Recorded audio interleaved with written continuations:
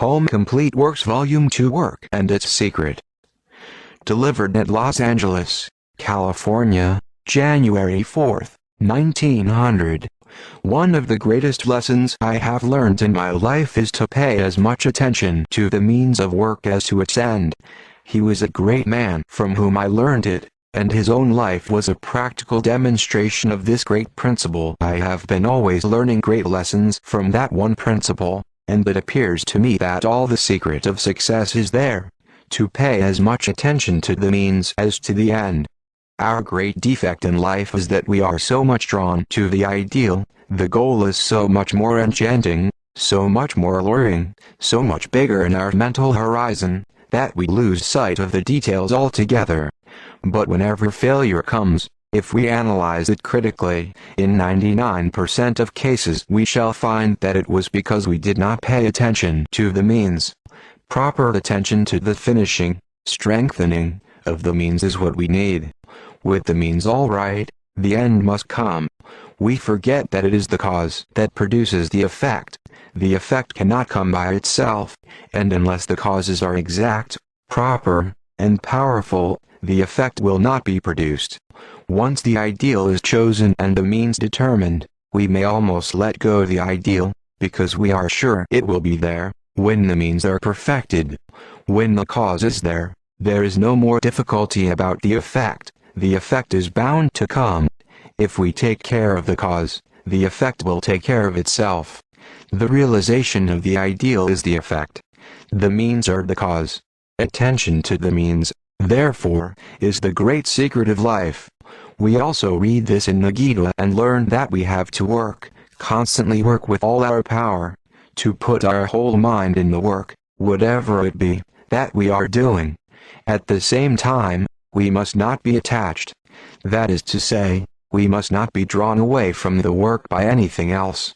Still, we must be able to quit the work whenever we like. If we examine our own lives, we find that the greatest cause of sorrow is this: we take up something, and put our whole energy on it. Perhaps it is a failure and yet we cannot give it up. We know that it is hurting us, that any further clinging to it is simply bringing misery on us. Still, we cannot tear ourselves away from it. The bee came to sip the honey, but its feet stuck to the honey pot and it could not get away. Again and again, we are finding ourselves in that state. That is the whole secret of existence. Why are we here? We came here to sip the honey, and we find our hands and feet sticking to it. We are caught, though we came to catch. We came to enjoy. We are being enjoyed. We came to rule. We are being ruled. We came to work.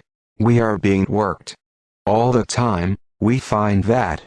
And this comes into every detail of our life. We are being worked upon by other minds, and we are always struggling to work on other minds. We want to enjoy the pleasures of life, and they eat into our vitals. We want to get everything from nature, but we find in the long run that nature takes everything from us, depletes us, and casts us aside. Had it not been for this, life would have been all sunshine. Never mind. With all its failures and successes, with all its joys and sorrows, it can be one succession of sunshine, if only we are not caught. That is the one cause of misery. We are attached, we are being caught. Therefore says the Gita, work constantly, work, but be not attached, be not caught. Reserve unto yourself the power of detaching yourself from everything, however beloved, however much the soul might yearn for it, however great the pangs of misery you feel if you were going to leave it. Still, reserve the power of leaving it whenever you want. The weak have no place here, in this life or in any other life. Weakness leads to slavery. Weakness leads to all kinds of misery, physical and mental. Weakness is death. There are hundreds of thousands of microbes surrounding us, but they cannot harm us unless we become weak, until the body is ready and predisposed to receive them. There may be 1,000,000 microbes of misery, floating about us. Never mind. They dare not approach us, they have no power to get a hold on us, until the mind is weakened. This is the great fact. Strength is life, Weakness is death. Strength is felicity, life eternal, immortal. Weakness is constant strain and misery. Weakness is death. Attachment is the source of all our pleasures now. We are attached to our friends, to our relatives. We are attached to our intellectual and spiritual works. We are attached to external objects, so that we get pleasure from them. What, again, brings misery but this very attachment? We have to detach ourselves to earn joy. If only we had power to detach ourselves at will, there would not be any misery. That man alone will be able to get the best of nature, who, having the power of attaching himself to a thing with all his energy, has also the power to detach himself when he should do so. The difficulty is that there must be as much power of attachment as that of attachment. There are men who are never attracted by anything. They can never love. They are hard-hearted and apathetic. They escape most of the miseries of life. But the wall never feels misery. The wall never loves, is never hurt. But it is the wall, after all. Surely it is better to be attached and caught, than to be a wall. Therefore the man who never loves, who is hard and stony, escaping most of the miseries of life, escapes also its joys. We do not want that. That is weakness, that is death. That soul has not been awakened that never feels weakness, never feels misery. That is a callous state. We do not want that. At the same time, we not only want this mighty power of love, this mighty power of attachment, the power of throwing our whole soul upon a single object, losing ourselves and letting ourselves be annihilated, as it were, for other souls, which is the power of the gods, but we want to be higher even than the gods. The perfect man can put his whole soul upon that one point of love, yet he is unattached. How comes this? There is another secret to learn. The beggar is never happy. The beggar only gets a dole with pity and scorn behind it, at least with the thought behind that the beggar is a low object. He never really enjoys what he gets. We are all beggars. Whatever we do, we want a return. We are all traitors. We are traitors in life, we are traitors in virtue, we are traitors in religion.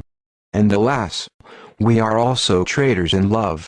If you come to trade, if it is a question of give and take, if it is a question of buy and sell, abide by the laws of buying and selling.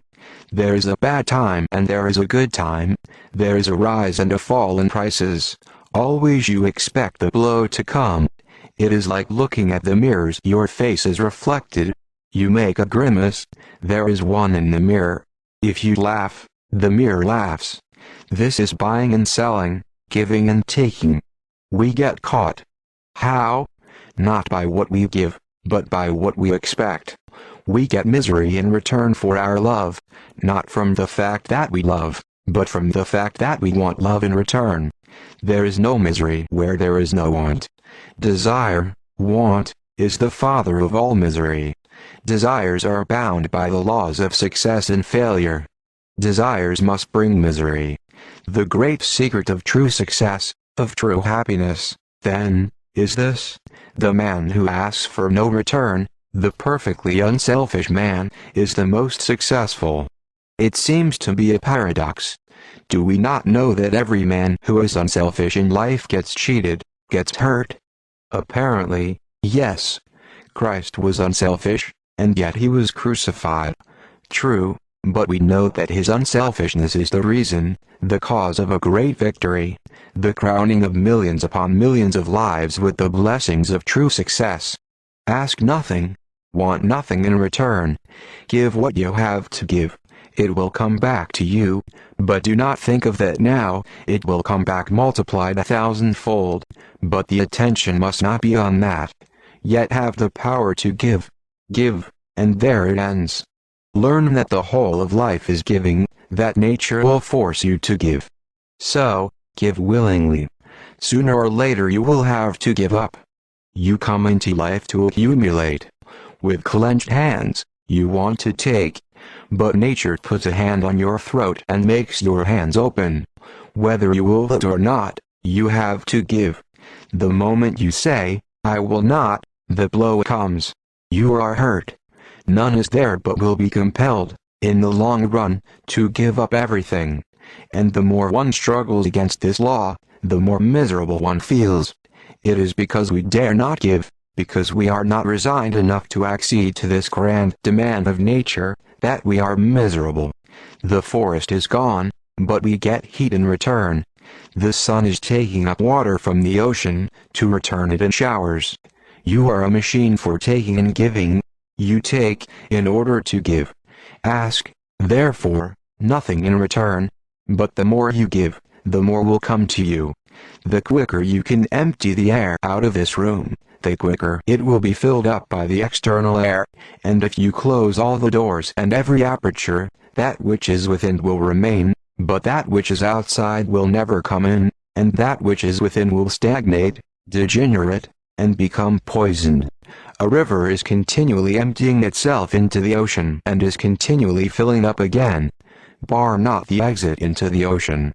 The moment you do that, death seizes you. Be, therefore, not a beggar. Be unattached. This is the most terrible task of life. You do not calculate the dangers on the path. Even by intellectually recognizing the difficulties, we really do not know them until we feel them. From a distance we may get a general view of a park. Well, what of that? We feel and really know it when we are in it. Even if our every attempt is a failure, and we bleed and are torn asunder, yet, through all this, we have to preserve our heart. We must assert our Godhead in the midst of all these difficulties. Nature wants us to react, to return blow for blow, cheating for cheating, lie for lie, to hit back with all our might. Then it requires a super divine power not to hit back, to keep control, to be unattached. Every day we renew our determination to be unattached. We cast our eyes back and look at the past objects of our love and attachment, and feel how every one of them made us miserable. We went down into the depths of despondency because of our love. We found ourselves mere slaves in the hands of others. We were dragged down and down. And we make a fresh determination. Henceforth, I will be master of myself. Henceforth, I will have control over myself. But the time comes, and the same story once more. Again the soul is caught and cannot get out. The bird is in a net, struggling and fluttering. This is our life. I know the difficulties. Tremendous they are, and 90% of us become discouraged and lose heart, and in our turn, often become pessimists and cease to believe in sincerity, love, and all that is grand and noble. So, we find men who in the freshness of their lives have been forgiving, kind, simple, and guileless, become in old age lying masks of men. Their minds are a mass of intricacy. There may be a good deal of external policy, possibly. They are not hot-headed, they do not speak, but it would be better for them to do so. Their hearts are deadened, therefore, they do not speak. They do not curse, not become angry, but it would be better for them to be able to be angry, 1,000 times better, to be able to curse. They cannot. There is death in the heart, for cold hands have seized upon it, and it can no more act, even to utter a curse, even to use a harsh word. All this we have to avoid. Therefore I say, we require super divine power. Superhuman power is not strong enough. Super divine strength is the only way, the one way out. By it alone we can pass through all these intricacies, through these showers of miseries, unscathed.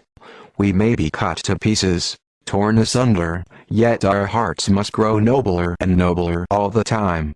It is very difficult, but we can overcome the difficulty by constant practice. We must learn that nothing can happen to us, unless we make ourselves susceptible to it. I have just said, no disease can come to me until the body is ready. It does not depend alone on the germs, but upon a certain predisposition which is already in the body. We get only that for which we are fitted. Let us give up our pride and understand this, that never is misery undeserved. There never has been a blow undeserved. There never has been an evil for which I did not pave the way with my own hands. We ought to know that. Analyze yourselves and you will find that